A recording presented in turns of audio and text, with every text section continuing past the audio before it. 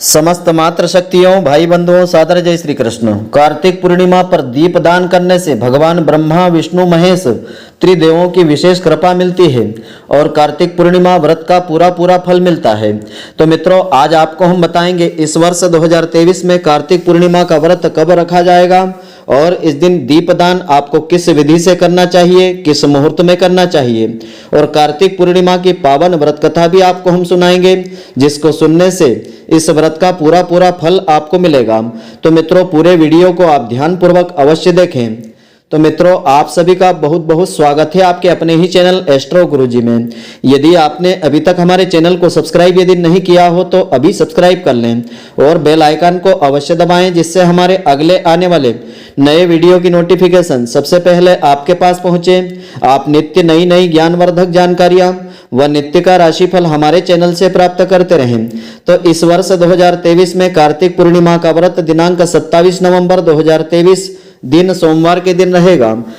तो धर्म ग्रंथों के अनुसार प्रतिवर्ष कार्तिक मास शुक्ल पक्ष की पूर्णिमा तिथि पर कार्तिक पूर्णिमा का व्रत तथा देव दीपावली का पर्व मनाया जाता है। दीपावली के 15 दिनों के पश्चात कार्तिक पूर्णिमा के दिन यह खास पर्व रहता है। तो कार्तिक पूर्णिमा पूजन का शुभ मुहूर्त इस प्रकार से रहेगा। इस बार कार्तिक पूर्णिमा शुक्ल पक्ष की पूर्णिमा तिथि का प्रारंभ दिनांक 26 नवंबर 2023 रविवार को दोपहर 3:53 पर होगा तथा पूर्णिमा तिथि की समाप्ति दिनांक 27 नवंबर 2023 दिन सोमवार को दोपहर 2:45 पर होगी।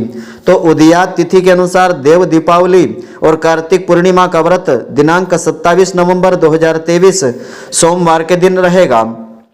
तो 26 नवंबर 2023 के कुछ खास मुहूर्त इस प्रकार से हैं।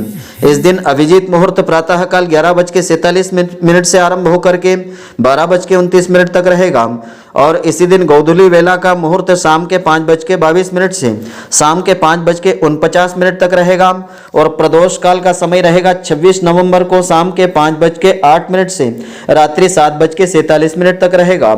और 27 नवंबर 2023 को उदयात तिथि के अनुसार शुभ मुहूर्त इस प्रकार से रहेंगे। इस दिन अभिजीत मुहूर्त 27 नवंबर सोमवार को प्रातःकाल 11:47 से दोपहर 12:30 तक रहेगा। गोधूली वेला का मुहूर्त 27 नवंबर सोमवार को शाम के 5:21 से शाम के 5:49 तक रहेगा और इसी दिन सर्वार्थ सिद्धि योग यानी 27 नवंबर को दोपहर 1:35 से अगले दिन 6:54 तक रहेगा। तो पौराणिक मान्यताओं के अनुसार देवता अपनी दीपावली कार्तिक पूर्णिमा की रात को ही मनाते हैं, इसलिए यह सबसे महत्वपूर्ण दिनों में से एक दिन माना गया है। तो इस दिन नदी घाट तथा तीर्थ क्षेत्रों में स्नान का और अपनी क्षमता के अनुसार दान का बहुत अधिक महत्व होता है। तो ऐसा माना जाता है कि इस दिन किसी भी पवित्र नदी में स्नान करने से मनुष्य के सभी पाप नष्ट हो जाते हैं तथा किसी भी मंदिर, शिवालयों या नदी तट पर दीपदान करना भी विशेष महत्व रखता है। धर्म ग्रंथों के अनुसार इस दिन दीपदान करने से समस्त देवताओं का आशीर्वाद प्राप्त होता है। तो पुराणों में वर्णित है कि भगवान शिव ने त्रिपुरारी का अवतार लेकर त्रिपुरासुर का और उसके असुर भाइयों को मार दिया था। इसी वजह से इस पूर्णिमा को अन्य नाम त्रिपुरी पूर्णिमा भी कहा गया है। इसलिए देवताओं ने राक्षसों पर भगवान शिव जी की विजय के लिए इस दिन दीपावली का पर्व मनाया था। कार्तिक पूर्णिमा के दिन भगवान शिव जी की विजय के उपलक्ष्य में शिव भक्त गंगा घाटों पर तेल के दीपक जला करके देव दीपावली मनाते हैं। कार्तिक पूर्णिमा के दिन लोग अपने घरों को सजा करके श्री हरि विष्णु और माता लक्ष्मी जी का पूजन करके उनकी विशेष कृपा प्राप्त करते हैं तथा घर के मुख्य द्वार पर हल्दी मिश्रित जल डाल करके हल्दी से स्वास्तिक बनाना चाहिए। तो ऐसा माना जाता है कि ऐसा करने से माता लक्ष्मी जी घर में प्रवेश करके धन धान्य का आशीर्वाद प्रदान करती है। तो कार्तिक पूर्णिमा की पूजा विधि इस प्रकार से है। तो 27 नवंबर को कार्तिक पूर्णिमा के दिन प्रातःकाल ब्रह्म मुहूर्त में स्नान करें, सूर्योदय से पहले स्नान करें, साफ स्वच्छ वस्त्र धारण करें। अगर आसपास में गंगा नदी मौजूद है तो वहां पर स्नान करें। अगर नहीं हो तो अपने घर के जल में गंगा जल मिला करके उससे स्नान करें और सुबह के समय मिट्टी के दीपक में शुद्ध घी या तेल डाल करके दीपदान करें और भगवान श्री विष्णु जी का पूजन करें। पूजन के समय इस मंत्र का उच्चारण करें ओम नमोस्तुन्ताय सहस्त्रमूर्तये सहस्त्रपादाक्षि शिरोरुबाहवे सहस्त्र नामने पुरुषाय शाश्वते सहस्त्र कोटि युगधारिणे नमः। इस मंत्र का जाप करें। इस दिन घर में हवन करवाएं अथवा पूजन करें। घी, अन्न या खाने की कोई भी वस्तु श्रद्धा पूर्वक दान करें। सायंकाल के समय किसी भी देव मंदिर में दीप दान करें, उसमें तांबे का दीपक जरूर रखें। इस दिन श्री विष्णु सहस्त्र नाम विष्णु चालीसा का पाठ करें और भगवान विष्णु जी के कुछ विशेष मंत्र हैं, इनका अधिक से अधिक संख्या में जाप करें।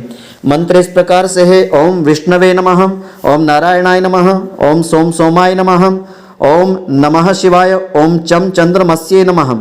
इन मंत्रों का अधिक से अधिक संख्या में जाप करें, अनंत गुणा फल मिलेगा।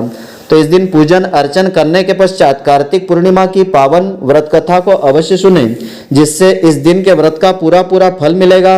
आपकी जो मनोकामना होगी वह भी पूर्ण होगी। तो कथा के अनुसार, इस दिन की पौराणिक कथा के अनुसार, तारकासुर नाम का एक राक्षस था। उसके 3 पुत्र थे, तारकाक्ष, कमलाक्ष और विद्युन्मावली। तो भगवान शिव के बड़े पुत्र कार्तिकेय ने तारकासुर का वध किया। अपने पिता की हत्या की खबर सुनकर के तीनों पुत्र बहुत दुखी हुए। तीनों ने मिलकर के ब्रह्मा जी से वरदान मांगने के लिए घोर तपस्या की। ब्रह्मा जी तीनों की तपस्या से प्रसन्न हुए और बोले कि मांगो, क्या वरदान मांगना चाहते हो। तो तीनों ने ब्रह्मा जी से अमर होने का वरदान मांगा, लेकिन ब्रह्मा जी ने उन्हें इसके अलावा कोई दूसरा वरदान मांगने को कहा। तो तीनों ने मिलकर के फिर विचार किया और इस बार ब्रह्मा जी से 3 अलग अलग नगरों का निर्माण करवाने के लिए कहा, जिसमें सभी बैठकर के सारी पृथ्वी और आकाश में घूमा जा सके। 1000 साल बाद जब हम मिलें और हम तीनों के नगर मिलकर एक हो जाएं, और जो देवता तीनों नगरों को एक ही बाण से नष्ट करने की क्षमता रखता हो, वही हमारी मृत्यु का कारण हो। ब्रह्मा जी ने उन्हें यह वरदान दे दिया। तीनों वरदान पाकर के बड़े ही प्रसन्न हो गए। ब्रह्मा जी के कहने पर मय दानव ने उनके लिए 3 नगरों का निर्माण किया। तारकक्ष के लिए सोने का, और कमलाक्ष के लिए चांदी का, और विद्युन्माली के लिए लोहे का नगर बनवाया। तीनों ने मिलकर के तीनों लोकों पर अपना अधिकार जमा लिया। इंद्र देवता इन तीनों राक्षसों से भयभीत हुए और भगवान शिव शंकर की शरण में गए। इंद्र की बात सुनकर के भगवान शिव ने इन दानवों का नाश करने के लिए एक दिव्य रथ का निर्माण किया। इस दिव्य रथ की हर एक चीज देवताओं से बनी हुई थी। चंद्रमा और सूर्य के पहिए बने, इंद्र, वरुण, यम और कुबेर रथ के चाल घोड़े बने, हिमालय धनुष बने, शेषनाग प्रत्यंचा बने, भगवान शिव खुद बाण बने और बाण की नोक बने अग्निदेव इस दिव्य रथ पर सवार हुए। खुद भगवान शिव भगवानों से बने इस रथ और तीनों भाइयों के बीच भयंकर युद्ध हुआ। जैसे ही ये तीनों रथ एक सीध में आए, भगवान शिव ने बाण छोड़ करके तीनों का नाश कर दिया।